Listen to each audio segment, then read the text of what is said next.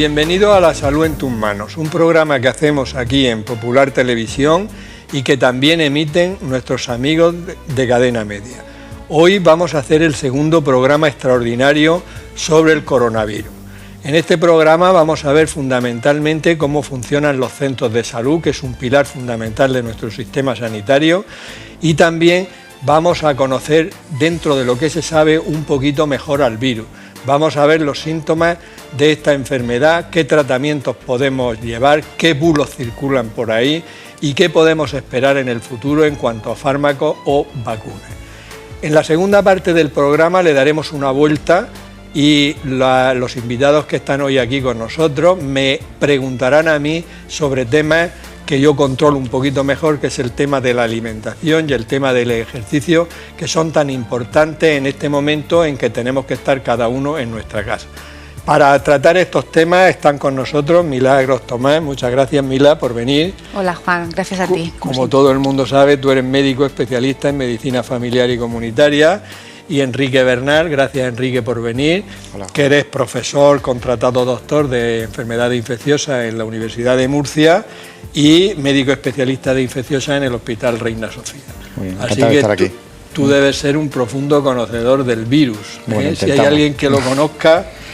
Y para enhebrar con el programa que hicimos ayer, yo le preguntaba a las personas que estaban aquí, a Alberto Torres y a Jaime, que me explicaran, la primera pregunta va a ser la misma para iniciar la conversación, que me explicaran qué es un virus y en qué se diferencia un virus de una bacteria. Muy bien, pues es una buena pregunta. Un virus es totalmente diferente a una bacteria. Un virus realmente es un material genético que está rodeado de una envuelta de proteínas, ¿no? No se considera como un ser vivo, por ejemplo, a diferencia de otros. La bacteria está formada por una serie de estructuras. Normalmente tiene una pared que la rodea, una membrana, tiene una serie de órganos internos.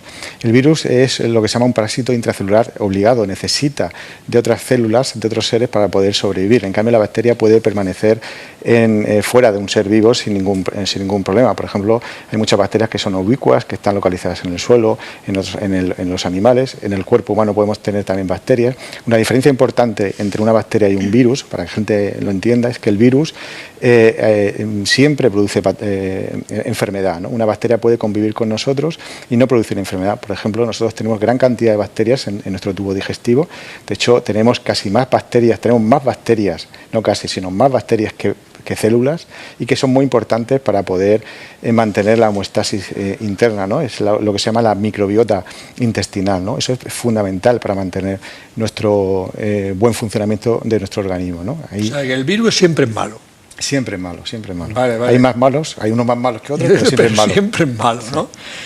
Vamos, Mila, en algún momento se ha oído decir, y los centros de salud los han cerrado. Sabemos que no es cierto, en absoluto, totalmente, pero ¿en qué horario funcionáis ahora normalmente? Vale, Juan.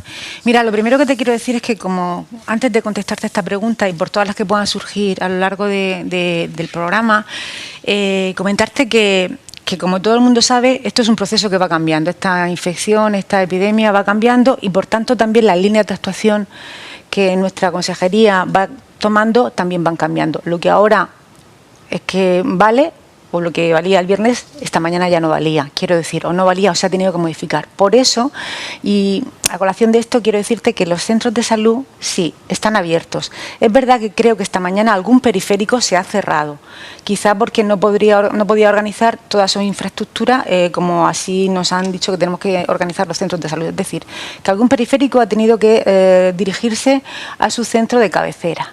Pero los centros de salud están abiertos y de momento en horario normal. No descartamos la posibilidad de que incluso se tengan que abrir en otros horarios o incluso en festivos, si es que las líneas de actuación así nos lo indican. Sí, que más que se haya hecho de otra manera, es que aquí hay que ir dando las normas según evolucione la epidemia, la pandemia. Es una situación absolutamente dinámica y nosotros tenemos en el centro de salud a las 8 de la mañana una reunión de equipo, a las 2 de la tarde una reunión en streaming con nuestro gerente y vamos viendo evolución, cambio y otras pautas, otras modificaciones, siempre siguiendo pues unas estrategias, unos protocolos. Bueno, pero eso está bien que la gente sepa que no, o sea, que continuamente se está valorando qué cambios hay que introducir. Diariamente y varias veces durante el día. Enrique, ¿qué síntomas puede tener una persona infectada por el coronavirus? Muy bien, pues los síntomas la verdad que son similares a los que puedas tener si te infectas de una gripe. Fundamentalmente cursa con tos, fiebre elevada, muchas artromialgias y normalmente los casos leves pues son prácticamente con muy poquitos síntomas, ¿no? Ya los casos más graves empiezan a tener fundamentalmente dificultad respiratoria, también pueden tener dolor torácico, pero el signo que determina o que se asocia a mayor gravedad es esa dificultad respiratoria porque afecta fundamentalmente a nivel pulmonar. Mila, y ya me has dicho que esto es un proceso dinámico y tal, ¿qué hacéis ahora? Bueno, el centro de salud a fecha de hoy no se parece nada a cómo funcionaba un día normal del centro de salud. Hemos suprimido, hemos eliminado una serie de actuaciones que se hacían, sobre todo las que tienen que ver con las intervenciones comunitarias, no las que hacíamos en comunidad, porque bueno, pues tenemos que estar pues cada uno en nuestra casa y no podemos tener intervenciones comunitarias tipo reuniones de pacientes que hacían cursos de tabaquismo o pacientes cuidadores. Hemos delimitado las consultas o hemos suspendido las consultas de los pacientes crónicos porque son pacientes de alto riesgo, porque son pacientes que tienen que permanecer en su casa, las visitas a las matronas, la educación maternal, en fin, una serie de visitas. El programa del niño sano se ha suprimido a partir de los 2 años, se ha prolongado la vacunación, pero en cualquier caso una serie de medidas que cada paciente podrá conocer a través de su centro de salud. Y está todo enfocado a controlar la epidemia esta. El centro de salud está absolutamente ahora mismo organizado de cara a atender algunas patologías, algunos problemas que tienes que seguir. El paciente que está con un control de Sintrón, el paciente que tiene que ir porque tiene una diabetes mal controlada y no tiene más remedio, pero bueno, se está intentando que el paciente no acuda a los centros de salud porque el centro de salud, bueno, aparte de que tenemos que permanecer todos en nuestra casa, pero el centro de salud pues puede ser un foco de que el paciente pueda contagiar o que sea contagiado. Muy bien. Hemos grabado un vídeo con José Antonio Alonso, que es pediatra y que es un gran experto en vacunas, y nos va a hablar de las posibilidades presentes y futuras de que podamos tener una vacuna para este virus. Tardaremos como mínimo para disponer de una vacuna segura y una vacuna eficaz, tardaremos como mínimo entre 12 y 18 meses en el mejor de los casos. Dicho eso, para fabricar una vacuna o disponer de una vacuna hay que cumplir 5 fases. La primera fase depende del tipo de vacuna que queramos construir, va a ser distinta según una vacuna u otra, y es la fase que se llama preclínica. Las otras 4 fases son similares para cualquier otra vacuna. En esa fase preclínica, si nos centramos en lo que nos concierne ahora, que es en el coronavirus, digamos que el primer paso se ha dado ya, que ha sido localizar qué proteína del virus, en este caso que era una proteína de superficie, lo que se llama la espícula S. Esa proteína es la responsable de provocar o de entrar de que el virus entre en la célula y que provoque síntomas en el humano. Una vez localizada esa proteína, ya sabemos o pensamos que puede ser el punto inicial para fabricar una vacuna. Hasta ahora lo que se ha hecho, la parte o el experimento más avanzado, ha sido introducir los genes que llevan la información para fabricar esa proteína, introducirlos en un fragmento de ácido ribonucleico, ARN, y eso se inyecta luego en un animal, que en este caso es un ratón genéticamente modificado para que exprese o tenga una enfermedad similar a la del humano cuando se infecta por coronavirus, y ese ratón lo que se hace es estudiar si ese preparado que se le ha introducido, esa proteína, genera anticuerpos y si es segura. Eso sería lo que se llama la fase preclínica, que es la fase 1, y si eso se consigue, pasaríamos ya a lo que se llama la fase 2. La fase 2 ya es cuando se hace el ensayo en humanos. Entonces esa fase clínica tiene a su vez 3 fases, que sería la fase 1, en la cual muy pocos sujetos, 15, 20, se les inyecta esa proteína, ese antígeno, y se estudia si la vacuna es segura y si la vacuna proporciona o genera anticuerpos. Si se comprueba que sí, se pasa a una segunda fase. Es idéntica, pero en vez de ser con 15 o 20 personas, es con 50, con 60, y se estudia también la seguridad, la respuesta inmune, y se calcula también, o se va viendo qué dosis es la necesaria para generar esa respuesta.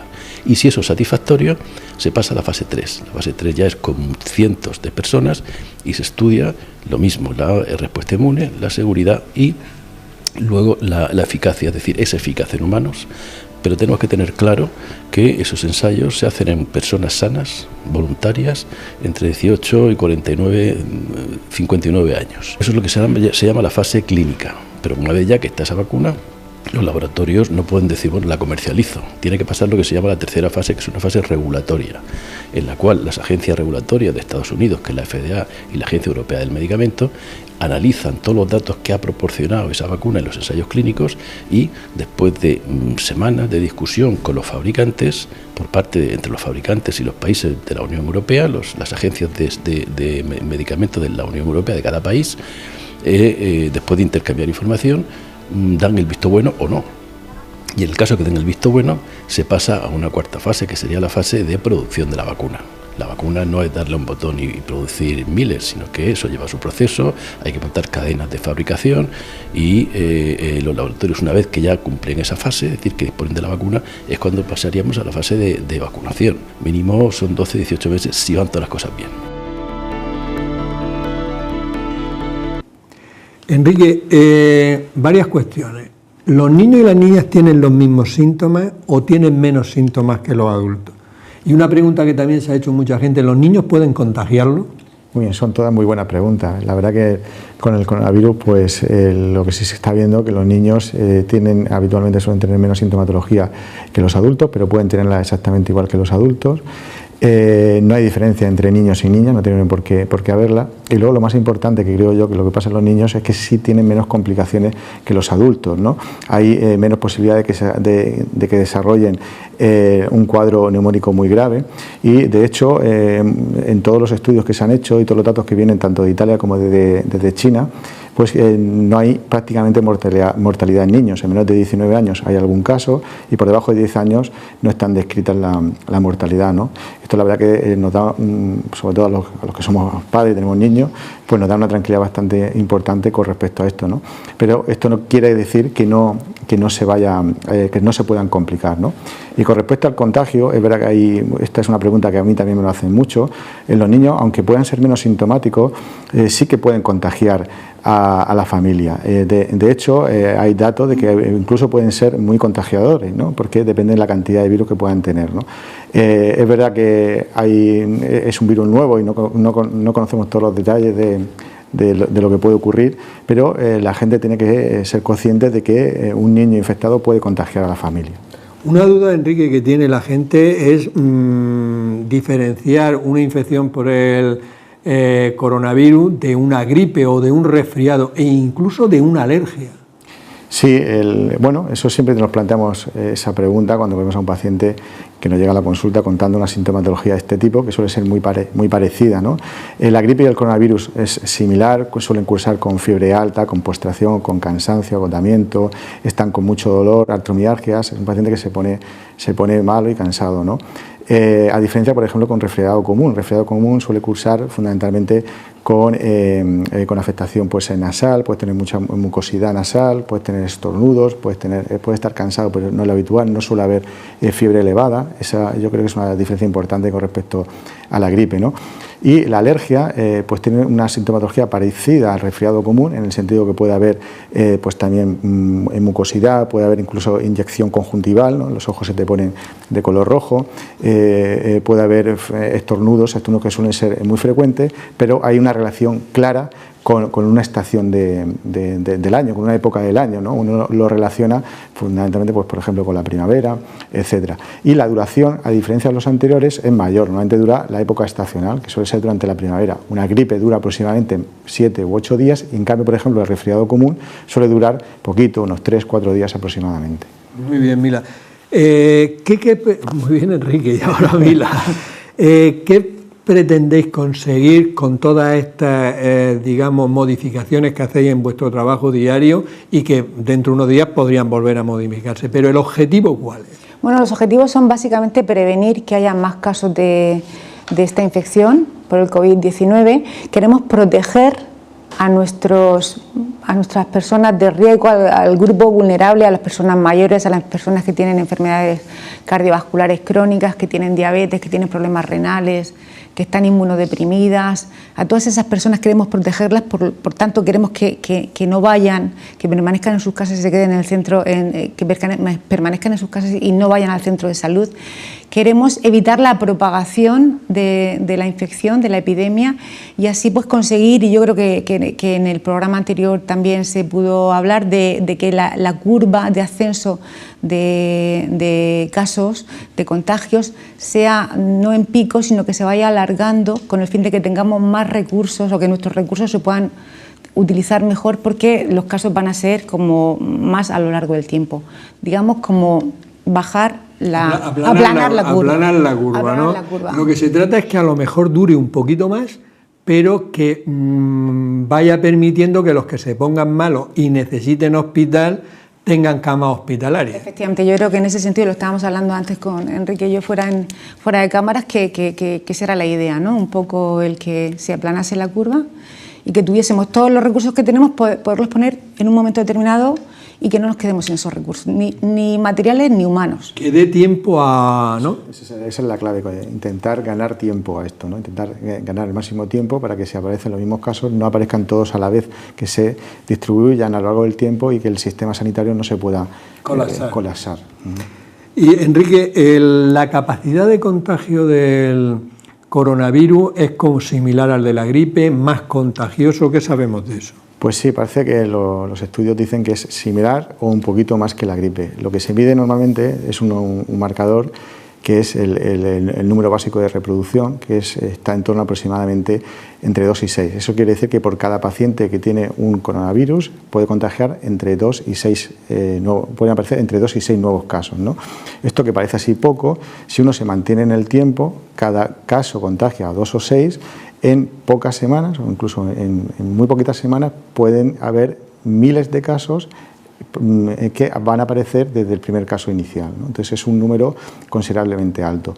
Normalmente para considerar o para que aparezca una epidemia, ese número, ese R sub 0, el R0, el número básico de reproducción, tiene que estar por encima de 1, ¿no? Un número de un R0 por debajo de 1 no implicaría la producción de una epidemia, porque sería un contagio menos no implicaría la aparición de un nuevo caso, ¿no?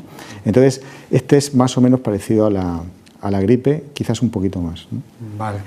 Mila, vamos a ver, tú mañana llegas al centro de salud. ¿Qué prevés que es tu mañana, a día de hoy? De trabajo, de hacer, de tal. Yo mañana, o cualquier persona, aunque esperemos que la gente no acuda a los centros de salud, que se quede en su casa. Es un llamamiento. Sí, pues el llamamiento es: quédate en tu casa. El llamamiento es: si te quedas en tu casa, esto lo vamos a frenar entre todos. No vas a contagiar y no vas a contagiarte. Quédate en tu casa, si es que no hay más. Y con eso yo creo que vamos a avanzar muchísimo. Pero bueno, en cualquier caso, el centro de salud, ¿cómo está organizado? Pues hasta arquitectónicamente no se parece en nada ya a lo que habitualmente es. Nada más entrar por la puerta. No habéis tirado tabiques. No hemos tirado tabiques, no. Hemos seguido las líneas de actuación de nuestra consejería de salud y también pues del Ministerio de Sanidad ahora mismo, ¿no? Por así decir. Entonces se ha elaborado como un flujo. Un flujo es cómo vamos a distribuir los trabajos en el centro de salud, ¿vale? Así, lo primero que vamos a decirle al paciente es: si tienes síntomas respiratorios, si tienes febrícula, si tienes tos, quédate en tu casa. Nosotros nos ponemos en contacto contigo, pero quédate en tu casa. Nos vas a ayudar mucho más a trabajar, no te vas a contagiar y no nos vas a contagiar, que también tenemos que seguir trabajando para que todos estemos bien y estemos curados pasado un tiempo. Bueno, pues llegamos al centro de salud y en el centro de salud hay una mesa que le llamamos de triaje. En esa mesa de salud, en esa mesa tenemos unos profesionales sanitarios que pueden ser enfermeras. Hoy hemos pensado, por ejemplo, que debíamos incluir un médico por un poco hacer el triaje un poco mejor, que le va a preguntar al paciente que acude, que deben ser los menos posibles, para dejarnos trabajar los menos posibles, le va a preguntar por qué viene al centro de salud, si tiene síntomas respiratorios. En el caso de que venga porque no tiene síntomas respiratorios, le vamos a dirigir al mostrador de administración y desde ahí se le va a intentar dar una solución a su problema sin que pase a las consultas médicas. Se le va a decir, bueno, déjenos aquí su número de teléfono, que su médico se va a poner en contacto con usted esta misma mañana y nos va a dejar sus datos y se va a ir. En el caso de que no hubiese otra posibilidad y el paciente tiene un dolor abdominal que hay que valorar o cualquier cosa, pasaría a su médico. Pero siempre un filtro para poder seguir trabajando en virtud o en el fin de que se pueda atajar esto. Si el paciente viene por síntomas respiratorios, ¿vale?, lo que vamos a hacer es dirigirlo hacia otra zona, hacia otro pasillo, hacia otra zona acotada que nosotros llamamos zona sucia, y va a ir a unas consultas de respiratorio, donde vamos a tener en nuestro centro en concreto 2 compañeros, 2 profesionales, 2 médicos, en esas consultas de respiratorio, haciendo una anamnesis un poquito más dirigida. Una historia clínica. Exactamente, una historia clínica, suficientemente protegidos por si hubiese algún caso, alguna sospecha de algún caso que su salud no corra peligro, y en ese momento se va a decidir o van a decidir los compañeros si se trata de un posible caso o no se trata de un posible caso y actuar en consecuencia. Bueno, es que yo creo que es interesante que la gente conozca todos los cambios que estáis haciendo para que sepáis cómo funciona, aunque la idea es clara, no vaya al centro de salud, salvo que sea necesario. Pero todo se puede valorar antes. O sea, nosotros en la cita de la agenda de hoy, pues teníamos una serie de pacientes y la mayoría de ellos ponía un número de teléfono o una consulta a correo, que es lo que también hablaremos de la consulta telemática. Vale, pues seguimos luego. Enrique, háblanos un poquito de los test diagnósticos, si son necesarios, no son necesarios. Y lo último que hay, porque incluso ahora he leído esta mañana mismo que había una empresa que en 2 horas prácticamente tenía... Cuéntanos un poquito cómo está el tema de los test diagnósticos y si son necesarios en este momento. Bueno, sí, los test diagnósticos son básicos para poder saber si un paciente tiene un coronavirus. Esto se hace fundamentalmente recogiendo una muestra de lo que se llama un exudado nasofaríngeo, es una muestra a nivel de la nasal y de la faringe, y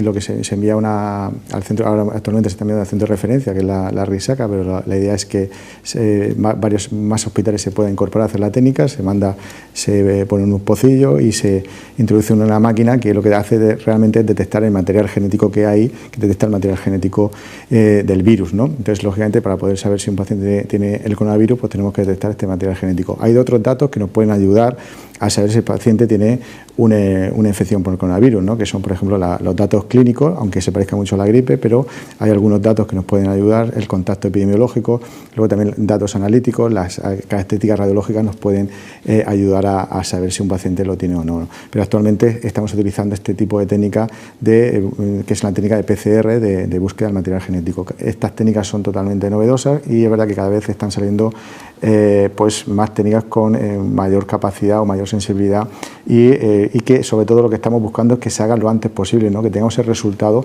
lo más inmediato posible, porque para nosotros un retraso en el diagnóstico pues nos altera el buen funcionamiento, ¿no? Pero ahora mismo en la situación actual, claro, no se pueden hacer a todas las personas que tienen sospecha, ¿no? O sea que en España se están haciendo a determinados casos, ¿no? Sí, eso está claro. No se puede hacer a todo el mundo. Tenemos que ir seleccionando a qué paciente se lo vamos a hacer. Hay casos que no hace falta hacerla. Por ejemplo, bueno, es muy importante que la gente conozca los contactos con los pacientes, con los posibles pacientes, ¿no? Porque muchas veces nos preguntan si tenían que descartar si tengo el coronavirus y contacta con tal o con cual paciente, ¿no? Hay que saber que el coronavirus se contagia en el periodo sintomático del paciente, no se suele contagiar en el periodo asintomático. Es verdad que hay casos que se han podido contagiar y eso hay que tenerlo presente. Entonces, si un paciente, por ejemplo, contacta o una persona contacta con un paciente que tiene el coronavirus, si ha contactado durante el periodo asintomático, durante el periodo de incubación, normalmente no se va a contagiar y no tiene que hacer nada, ¿no? Se puede hacer su vida normal. En cambio, si ha contactado con un paciente en el periodo sintomático, un paciente con coronavirus, con un paciente sintomático, ahí sí que está muy claro que debe de guardar un periodo de cuarentena y quedarse en su casa. Bueno, ahora no haría falta porque todo el mundo tenemos que quedarnos en casa, pero para ese caso concreto debería quedarse en casa durante un periodo de cuarentena de 14 días y debe de llamar a Salud Pública, donde ello le va a indicar lo que tiene que hacer, ¿no? Debe vigilarse expresamente y si desarrolla algún tipo de sintomatología, pues comunicarlo a Salud Pública. Si se pone mal, si se pone con dificultad respiratoria, pues en ese caso tendría que acudir a urgencias, ¿no? Muy bien. Vamos a suponer, Mila, un caso de una persona que ya está diagnosticada de coronavirus y que está en aislamiento en su casa porque los síntomas no son muy importantes. ¿Qué seguimiento le vais a hacer a esos pacientes? El seguimiento lo vamos a hacer desde los centros de salud, tanto a los pacientes que estén en aislamiento como a los pacientes que están en cuarentena. Se han generado unas agendas de forma que hasta ahora Salud Pública, y cuando había menos casos, nos mandaba unos listados diarios de esos pacientes para que nosotros diariamente contactemos tanto con el paciente que permanece en aislamiento, el que está infectado, siguiendo un protocolo, preguntándole acerca de cómo se encuentra, si ha tenido fiebre o no ese día, si ha tenido alguna otra alteración, en fin, es como una especie de encuesta que le hacemos para valorar cuál es su situación.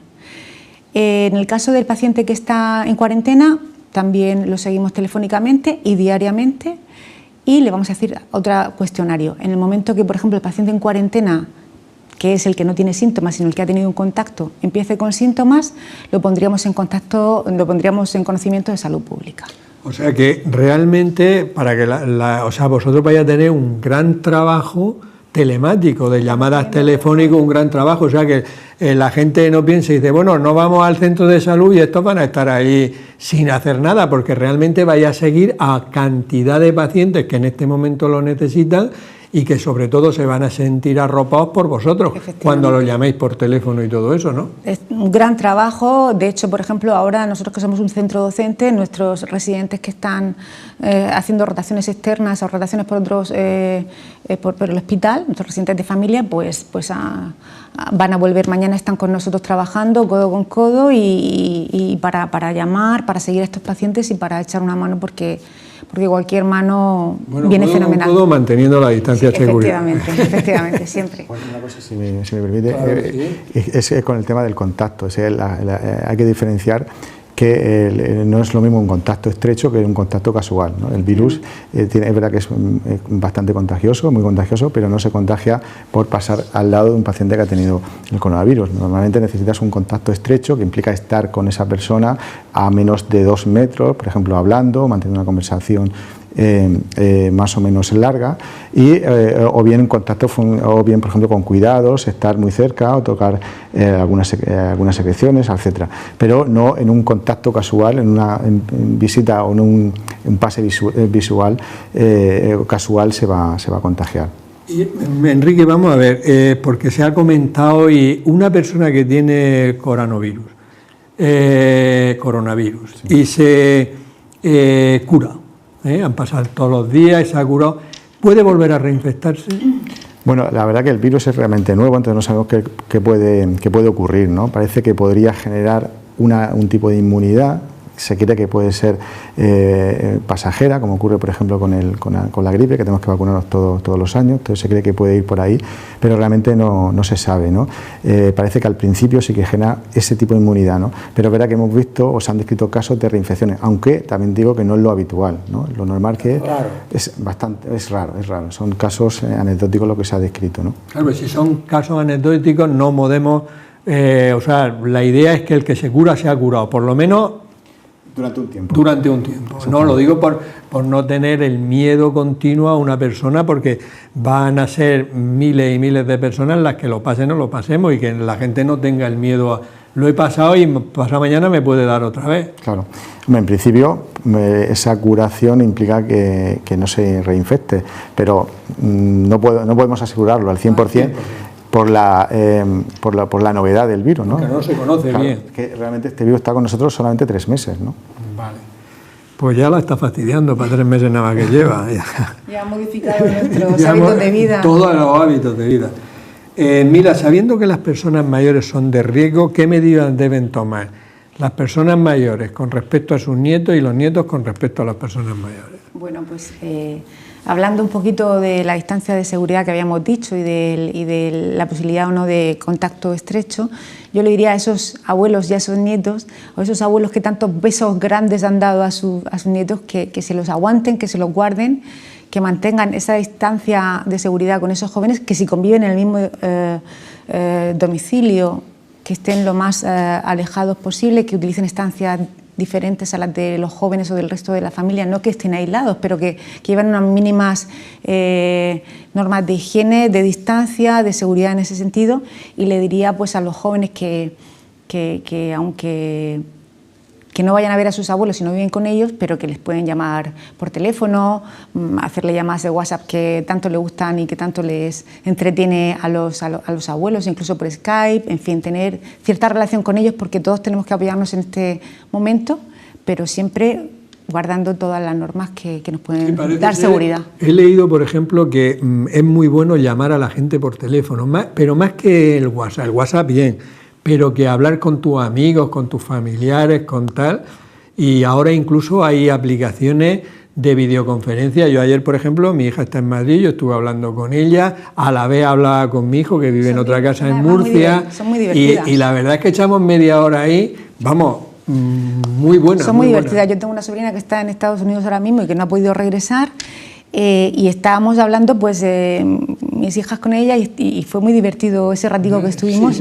por eso pues es genial poder hacer esto. Hombre, es que tenemos unas posibilidades que antes no se ve, y desde luego une mucho. Enrique, ¿qué factores pueden determinar la gravedad de un paciente que esté infectado? Y una pregunta que creo que es importante, ¿por qué los antibióticos no son efectivos con los virus? Muy bien, bueno, pues este virus parece que el factor más importante, o por lo menos uno de los factores más importantes, es la edad, ¿no? Sobre todo a partir de los 70, 80 años, la gravedad de los pacientes se incrementa de forma considerable y se aumenta la posibilidad de fallecer. Y otros factores que influyen fundamentalmente son también la existencia de comorbilidades, la existencia de otras enfermedades, por ejemplo, la existencia de hipertensión, enfermedades cardiovasculares, diabetes, enfermedades pulmonares, inmunosupresión. Esos factores son agravantes de la enfermedad, ¿no? Y luego, con respecto a la pregunta de los antibióticos, pues los antibióticos son una serie de fármacos que están diseñados para tratar a las bacterias, tratar fundamentalmente distintos puntos de las bacterias. Algunos actúan en la pared bacteriana, otros en el metabolismo, otros en la síntesis proteica, y ese diseño hace que sean específicos para un tipo de bacterias o incluso varias bacterias, ¿no? Dependiendo de las características de los antibióticos y de la amplitud del espectro que tengan, ¿no? En cambio, para los virus, normalmente los virus, muchos de ellos se tratan de forma sintomática, es decir, solamente tratando la sintomatología que puedes tener, como la fiebre, con paracetamol, las náuseas, si te da alguno con pues algún antiemético, etcétera. Pero si hay algún fármaco que se puede utilizar, en algunos casos concretos son los antivirales. Sí, de eso quiero ahora hablar específicamente de ello. Mila, ha hablado Enrique un poquito del tratamiento. ¿Qué tratamiento le recomendáis a una persona que está en su casa con síntomas, que ha llamado, qué tal? ¿Tratamiento? ¿Cuál es el tratamiento? El tratamiento es el tratamiento de base, de soporte, el tratamiento sintomático, lo ha comentado Enrique. No hay mucho más que una persona que está en casa en esta situación que se hidrate, ¿vale? Que se hidrate, y que si tiene síntomas tome paracetamol. Ya está, de entrada. La historia esta del ibuprofeno, ¿qué opináis? Ha salido una nota de la Agencia Española de Medicamentos, ¿no, Enrique? Sabías tú un poco más, pero bueno. Básicamente se ha visto que se está estudiando, creo que así nos ha dicho, que se está estudiando y que en principio no hay ninguna contraindicación para que una persona que lleve un tratamiento crónico con antiinflamatorio no esteroideo lo abandone, ¿vale? No se ha visto nada. No hay datos aún. No hay datos aún. Para esto, ¿no? Lo que sí se dice quizás es que no se inicie, o sea, que se inicie el tratamiento con paracetamol en los pacientes que tienen este problema. Puede haberse relacionado con un consumo esporádico de ibuprofeno, ¿no? Aún así, nosotros la precaución que tenemos que tomar con estos pacientes es utilizar otro tipo de fármacos, ¿no? Utilizar paracetamol o nolotil, ¿no?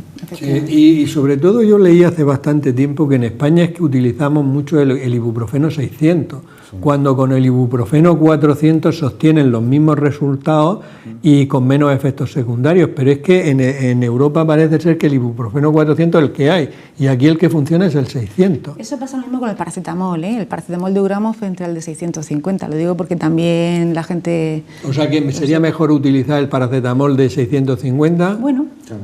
Sí, cuanto menos dosis utilice, mucho mejor, menos posibilidad de desarrollar ningún tipo de toxicidad, ¿no? Vamos a hablar de los antivirales, Enrique, porque hay fármacos que llamamos antivirales que son efectivos contra determinados virus. ¿Por qué esos antivirales no son efectivos en este virus? Bueno, pues eso es una muy buena pregunta. Los antivirales también son fármacos que están diseñados para tratar en distintos puntos del metabolismo, o mejor dicho, de la reproducción del virus, ¿no? Entonces, cada virus tiene unas condiciones, unas características que lo hacen diferente de otros virus. Por ejemplo, este virus, el coronavirus, se utiliza para poder entrar en la célula, utiliza una especie de proteína que se une a un receptor que está en la célula del tejido respiratorio, que se llama receptor de la EK2, ¿no? Entonces penetra a través de ese receptor, penetra en la célula, entonces podrían diseñarse fármacos que pudieran bloquear la entrada del virus a ese nivel, ¿no? El VIH, por ejemplo, utiliza otro receptor, que es el CD4, el virus de la gripe utiliza otro receptor, etcétera, ¿no? Luego, a lo largo del metabolismo, o mejor dicho, de la reproducción del virus, se van utilizando, hay distintas proteínas que funcionan o que actúan para que el virus se vaya reproduciendo, ¿no? Entonces, hay algunas proteínas que pueden ser compartidas con otros virus. Por ejemplo, hay una que es la proteasa, que es una proteína que se comparte con el VIH. De hecho, hay un fármaco que se utiliza en el tratamiento de los pacientes con VIH, que se llama lopinavir, ritonavir, que se está utilizando en este virus porque puede ser eficaz, puede funcionar bien, ¿no? Parece ser que todavía no tenemos ensayos clínicos, que es la mejor manera de saber si un fármaco funciona, pero los estudios preliminares que hay en China o en Italia, pues parece que pueda ser medianamente eficaz, ¿no? Entonces, a la pregunta de por qué no se pueden utilizar otros antivirales en este virus, pues la verdad que eso es lo que habitualmente se hace. Cuando aparece un virus nuevo, intentamos utilizar todo el arsenal terapéutico para ver si algo funciona, lógicamente de forma pensada, no a lo loco, lógicamente, ¿no? Entonces, se ha ido buscando distintos fármacos. Hay otro fármaco que se utiliza para el tratamiento de la malaria, que puede funcionar en este virus, que es la hidroxicloroquina, ¿no? Entonces, lógicamente se va intentando buscar a ver si hay alguna por similitud, pueden funcionar, pero cada virus pues tiene sus particularidades y sus características que le hacen diferente, ¿no? Muy bien. Mila, ¿qué es eso de la transmisión comunitaria? Déjaselo claro a nuestros espectadores. No soy yo precisamente la experta, yo creo que en el otro programa se ha podido... Pero bueno, a ver... igual me echas una mano tú también, Enrique, ¿no? Pero bueno, la transmisión comunitaria, vale. Hasta ahora la transmisión se producía, el contagio se producía, o la infección de una persona a otra, y era muy fácil seguir esa cadena, cómo se había producido, porque llamábamos a la persona o llamaban a la salud pública a la persona y podía ver de dónde venía, con quién había estado, todos sus contactos, y era muy fácil establecerlo, ¿vale? Y así se podía acotar a ese grupo de población que había estado en contacto con esa persona, un contacto estrecho, como habíamos dicho antes, y poder delimitar lo que es la epidemia. La transmisión comunitaria es cuando se pierde esa cadena, cuando ya la transmisión, ya no hay datos como tan epidemiológicos y es ya de persona a persona. Se descontrola y no se puede acotar tanto. De ahí que lo que tenemos que hacer es, y lo vuelvo a decir, voy a estar un poco pesada, pero si nos quedamos en casa, no se produce la transmisión comunitaria. Si nos quedamos en casa, estamos haciendo la barrera para que acotando. Efectivamente, para que no se produzca ya una cantidad de casos descontrolados. Eso, por ejemplo, es lo que está diferenciando a Murcia de Madrid es que en Madrid hay muchísima transmisión comunitaria, se está que se han perdido los vínculos. Exactamente, se está transmitiendo entre todas las comunidades, entre toda la población. Y aquí en Murcia la gran mayoría de los pacientes que tenemos aquí son casos importados, casos que han venido de otras comunidades, especialmente de Madrid, pero son todos o casi todos importados y no hay una transmisión comunitaria, una transmisión perdida o entre distintas partes de la población aquí en Murcia, ¿no? O sea, aquí tenemos todavía controlado, entre comillas, estamos a tiempo. Pues entonces di otra vez lo que se queden en la casa. Pues eso. No, es que vamos a ver, es una llamada muy importante, es que aquí si estamos a tiempo, es que estamos a tiempo. Vamos a conseguir muchísimo, si todos nos quedamos en casa, vamos a conseguir muchísimo. Sí, aquí a diferencia del resto de España es que tuvimos la suerte, entre comillas, de que empezamos a tener los casos más tarde y hemos empezado antes a hacer las medidas, ¿no? Entonces, en teoría, podemos conseguir un efecto mayor, ¿no? Pues, de aplanamiento de la curva. Exactamente, lo que vamos persiguiendo es ese aplanamiento de la curva, intentar que no tengamos una gran cantidad de casos en poco tiempo, ¿no? Enrique, mujer embarazada y coronavirus. Bueno, pues esto es una pregunta muy difícil, ¿no? O con una respuesta pues fácil porque no hay nada, ¿no? Ahora mismo no sabemos qué pasa en estas mujeres. Normalmente las recomendaciones que hay que hacer son las mismas que puedas tener ante una población general. Es aislamiento domiciliario en el caso de que la mujer esté bien.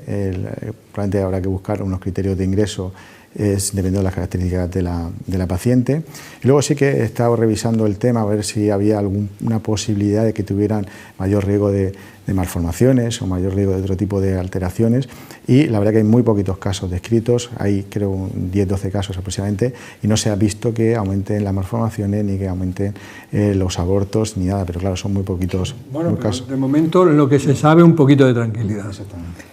Mira, dinos un poquito rápidamente el tema de que a la gente lo sepa, que es lo de la medicina telemática y todo eso. Vale, como queremos conseguir que el paciente se quede en su casa, pero que siga o que esté informado y de alguna forma que conozcamos cuál es su situación, hemos dotado al paciente de varias estrategias para poder estar en contacto con su médico. Una es la cita telemática, que es una aplicación que existe para dar de alta al paciente en consulta correo. El paciente tiene un código, se mete en la página y existe la posibilidad de consulta correo. Nos manda como un mail, a nosotros nos aparece en nuestro listado consulta correo, leemos lo que nos ha preguntado y le contestamos. Así evitamos una visita presencial en el centro de salud. Esa es una posibilidad, la telemática.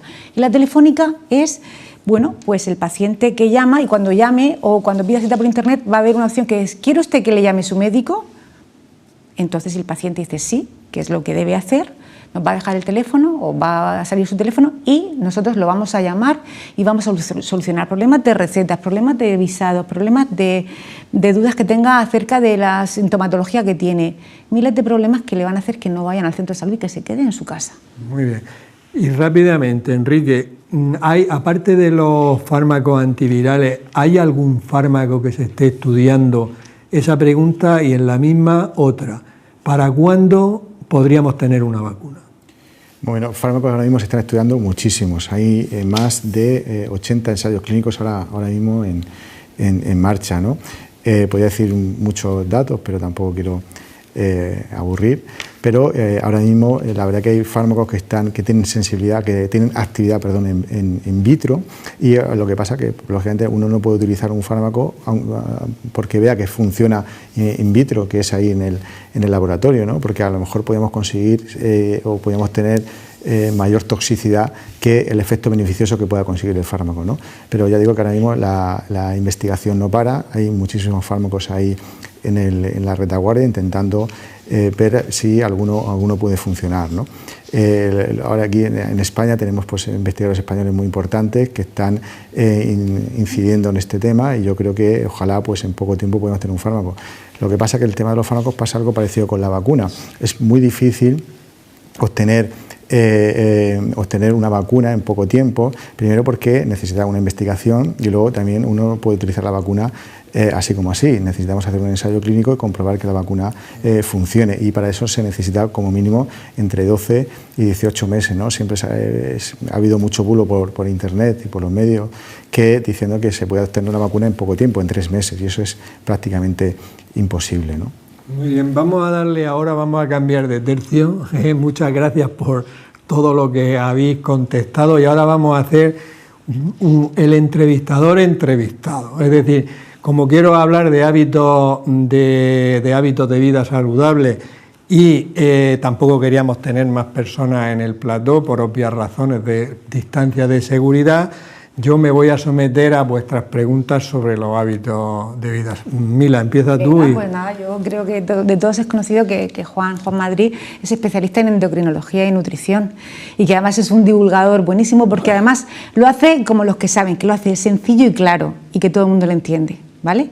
Entonces, ahora mismo que nos ha cambiado tanto la vida, que de repente en 48 horas hemos pasado a estar en nuestra Murcia paseándonos al sol, al aire libre, a meternos en nuestra casa, y tanto tú sabes y has hablado de hábitos saludables, háblanos de los hábitos saludables. Bueno, yo creo que como todo el mundo sabe, los hábitos saludables son una alimentación adecuada, hacer ejercicio físico adaptado a las características de cada persona, y ahora será a las circunstancias, evitar sustancias tóxicas como alcohol, tabaco, otras drogas, no tomar exceso de sol, cosa que ahora lo vamos a cumplir a rajatabla, y dormir bien. Dormir bien también esos serían los hábitos que debemos de intentar mantener y que ahora podemos profundizar. Bien, pues nada, siguiendo la misma línea, a mí la verdad que me interesa mucho el tema de la alimentación, que si nos puede recomendar algo de alimentación saludable, porque es verdad que hemos visto, por ejemplo, que ahora que la gente en situación de aislamiento, en situación de cuarentena, pues tiende a comer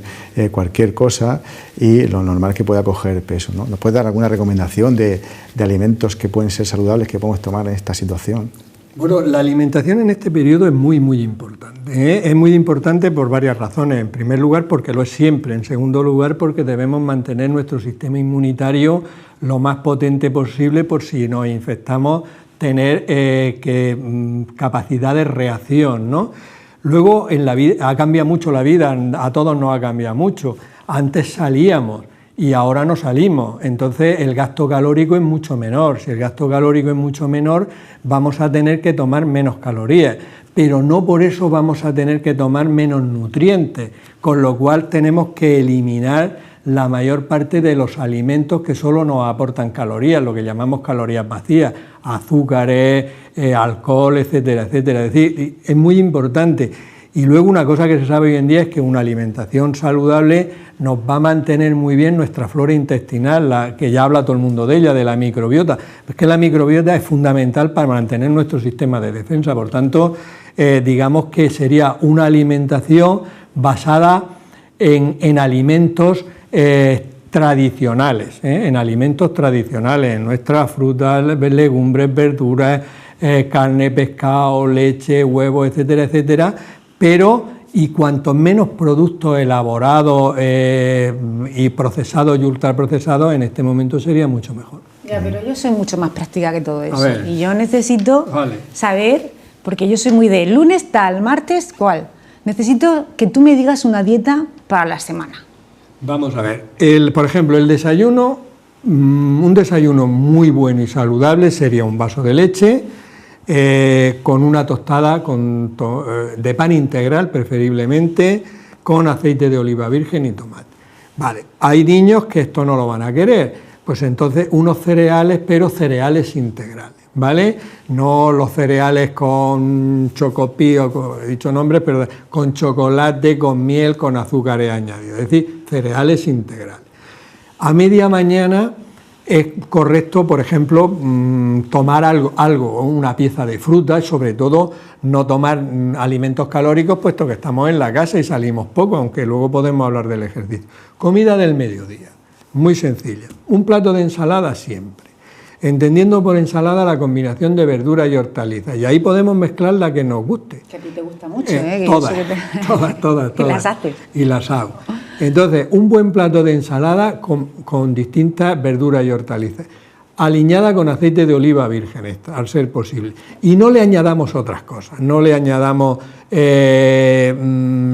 otros alimentos que incluso aunque sean saludables, nos van a aumentar las calorías. Primer plato, insisto, un plato para cada uno de los comensales de ensalada. Luego, un plato de comida. Lo que tú me decías de la semana, importantísimo, 3 días a la semana legumbre, un día pasta, un día arroz y otro día 2 platos distintos. Por ejemplo, un asado de pollo, un asado de pescado, una ternera con guisante, con un trocito de pan integral y una pieza de fruta. A media tarde, 2 yogures, dependiendo del peso de cada persona, que sean desnatados o no, y por la noche, de entrada, verduras, hervida a la plancha como sea, 3 o 4 noches a la semana, incluso por lo menos 4, un huevo, pasado por agua o tortilla francesa, alimento nutricional extraordinario. Y los otros días, preferiblemente o un pescado o una carne, con un trozo de pan integral y una pieza de fruta. Más fácil que comer bien, desde luego, es difícil. Bien, bien. Bueno, y Juan, ¿qué nos dices del ejercicio? Vamos a estar mucho tiempo en casa. ¿Qué podemos hacer en casa? Bueno, el ejercicio es fundamental, Enrique. El ejercicio es muy bueno para la salud de las personas. Y en este tiempo que vamos a estar encerrados en la casa, que además eso nos crea, queramos o no queramos, un punto de ansiedad. Por ejemplo, el ejercicio se ha visto que disminuye la ansiedad, que nos disminuye mucho el estrés, aparte de que es beneficioso para todo el sistema, incluyendo el sistema de defensa o sistema inmunitario. Entonces, lo que hay que hacer es adaptarlo. Indudablemente a que estamos en nuestra casa. Oye, el que tenga una bici estática, que la haga, el que tenga una cinta, que la haga, el que no, que hay 1000 aplicaciones en internet para que te pongas y des saltos, para que hagas determinadas tablas de educación física, pero hay que poner un momento del día, y indudablemente es todos los días recomendable. Y si uno no puede estar 1 hora por las circunstancias, pues que haga un rato por la mañana y otro rato por la tarde, que se va a encontrar mejor física y psíquicamente. Fundamental. Yo ayer quedé con mis hijas en el salón de mi casa a 1 hora, hoy hemos quedado otra vez para hacer CrossFit, que ya se hace en CrossFit, que es como una barbaridad. Bueno, yo he adaptado a eso y creo que es muy bueno porque además une mucho, descarga mucha tensión, pero ¿qué otros beneficios tiene el ejercicio físico, Juan? Bueno, el ejercicio físico es que es bueno, yo siempre, desde la cabeza hasta los pies. Es decir, a nivel cerebral es fundamental, pero a nivel cerebral no solo a nivel de disminuir el riesgo cardiovascular, sino que además es muy importante por lo que he dicho, nos quita la ansiedad, nos quita el estrés, aumenta las endorfinas, nos va a poner más eufóricos, más contentos, que lo necesitamos totalmente. Y por supuesto a nivel cardiovascular, etcétera, y si hacemos ejercicio, el riesgo de desarrollar obesidad en este periodo que no se prevé corto va a ser muy importante, pero muy importante, o sea, beneficioso para todo. Si queremos resaltar ahora algo, beneficio en el sistema inmunitario, nos va a prevenir de ganar kilos y además a nivel cerebral nos va a poner más contentos, nos va a quitar el estrés y nos va a poner más optimistas. ¿Y qué opinas del orden y la rutina en este momento? Porque es complicado. Yo creo que eso es fundamental. Yo ahí te podría contar una historia personal. Yo hace 20 años tuve que estar 1 mes y medio aproximadamente en la cama por una hernia de disco, pero de la cama es que para ir al aseo ya me costaba un esfuerzo brutal. Y el tema es el orden, el tema es la organización. El tema es que si tú te estabas levantando a las 7 de la mañana, puedes pasar a las 8, pero a las 8 te tienes que levantar. Entonces yo, por ejemplo, en ese mes y medio, que no había lo que hay ahora, porque no teníamos Netflix, ni Movistar, ni ninguna historia, la tele era la que había, entonces yo por las mañanas iba a decir me levantaba, no me levantaba, estaba en la cama, desayunaba y entonces durante 3 o 4 horas estudiaba y escribía. Después de comer, mi mujer venía del trabajo y me traía los periódicos, pues entonces todos los periódicos eran manuales. Dormía la siesta, que yo creo que es muy importante. Y entonces ya por la tarde me dedicaba a la lectura o a algún amigo, que ahora no pueden ir los amigos a casa, pero podemos llamarlos por teléfono. Y luego, después de cenar, veía un poco la tele. Y a las 12, pum, a dormir. Ese orden hace que esa rutina, hace que día a día, sean muy similares. Y entonces pasan muy rápido, no nos enteramos. Y luego, por supuesto, es posible que tengamos que hacer excepciones. El fin de semana debemos diferenciarlo. Si teníamos la costumbre, como teníamos casi todos, de salir y tomarnos un aperitivo con nuestros amigos, pues ahora no lo vamos a tomar en nuestra casa. E incluso con las aplicaciones que decíamos antes, yo el sábado me tomaré el aperitivo con mi hijo que está en su casa y con mi hija que está en Madrid, pero nos estaremos viendo por eso y desde luego nos vamos a reír más. Yo creo que nos vamos a reír más que si estuviéramos juntos, porque por la novedad y todo eso. Es decir, mucho orden y mucho cuidado. Bueno, Juan, yo creo que nos has dado una inyección de optimismo a todos. No. Y lo único que quería a lo mejor terminar es recomendar una cesta de la compra, porque la gente debemos de tener todos un poquito de cabeza, debemos de tener todos un poquito de cabeza y no ir a los supermercados como si el mundo se fuera a acabar mañana, porque entonces podemos tener problemas. Eso en las estanterías, en los pasillos de la comida rápida o de las bollería industrial estaban absolutamente llenos, la gente cogiendo galletas, en fin, una locura. Una locura. Mira, tenemos 7 grupos de alimentos: leche, yogur y queso. Ese sería el primer grupo 1. En el grupo 1, una persona, o sea, vamos a imaginarnos 2 personas en una casa. Necesitamos aproximadamente medio litro de leche por persona y día, es decir, 1 litro las 2 personas, 7 litros a la semana. Luego, si hacemos compra semanal, deberíamos de comprar teóricamente 7 litros de leche. Pero cuidado, el grupo es leche, yogur y queso, o sea que si nosotros compramos una caja de leche que lleva 6, nos van a sobrar 2, y compramos 8 o 10 yogur o 12 yogur, ya cubrimos. Y si encima tenemos un poco de queso para que nos dure semanas, todas las semanas debemos comprar nuestra leche y nuestro yogur, y hemos comprado una bola de queso y la tenemos ahí. Grupo 2, carne, pescado y huevos. Vamos a ver, huevos, 2 personas, 5 a la semana, 10, compramos 12, se acaba la película. Con 12 huevos tenemos huevos de sobra, ¿vale?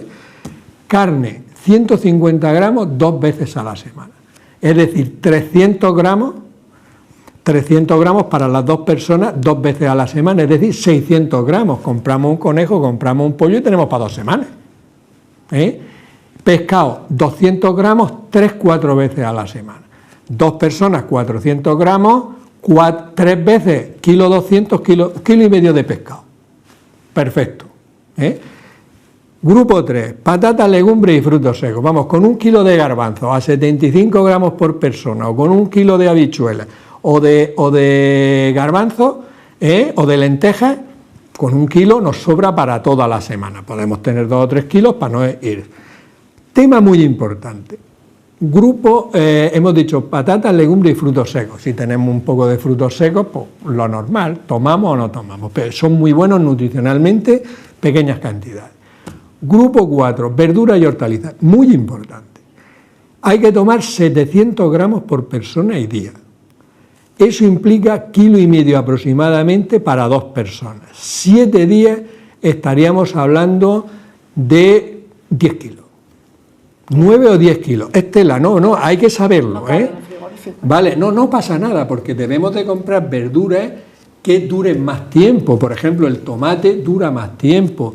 Hay verduras que las zanahorias duran, verduras y hortalizas que duran más tiempo. Vamos a comprar la mitad que duren más tiempo, la mitad que duren menos tiempo, y esas las metemos en el frigorífico. Pero hay que comprar esa cantidad, y de lo demás, mucho menos de lo que estamos comprando.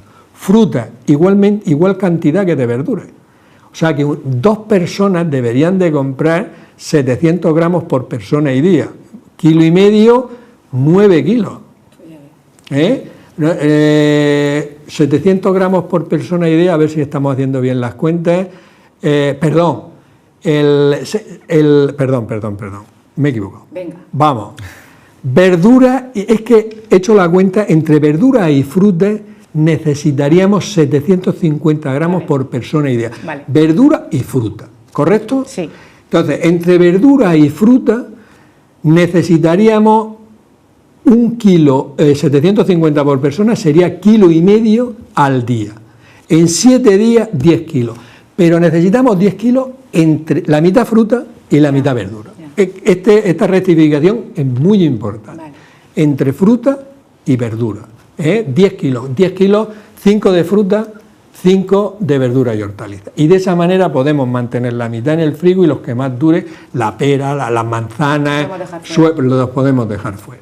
Ese es el grupo 4 y 5. Grupo 6, pan, pasta y cereal. El pan, unos 150 o 200 gramos por persona y día, se hacen las cuentas. La pasta y el arroz, 75 gramos 2 veces a la semana, o sea que con 1 kilo y 1 kilo nos sobra para varias semanas.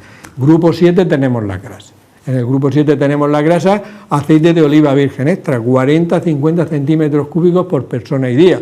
O sea que con 1 litro tenemos para varias semanas y con uno de 3 litros tenemos por mes.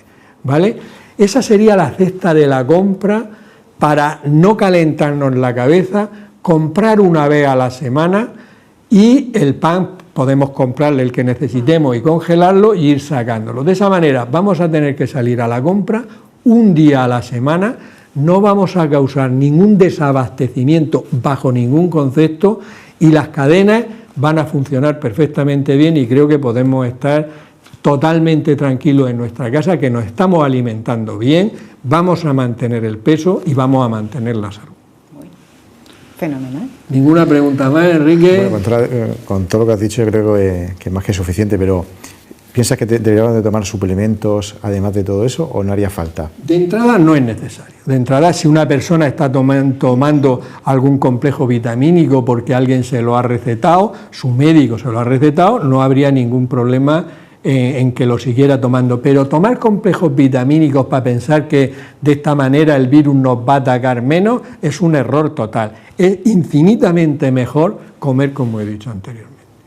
Si no tenéis más preguntas, voy a despedir yo mismo el programa, ¿no? Oye, muchas gracias. De aquí salís como presentadores de televisión. Te lo dejamos a ti, Juan. Nada, despedirnos hasta la próxima semana. Creo que los 2 programas especiales que hemos hecho sobre el coronavirus creo que han sido de interés para la población. Hemos intentado no crear alarma, pero sí ser realistas y sobre todo ahora lo que toca es quedarse en casa y llevar hábitos de vida saludables. Por mi parte, despedirnos hasta la próxima semana en un nuevo programa de La Salud en tus manos y procurar ser felices.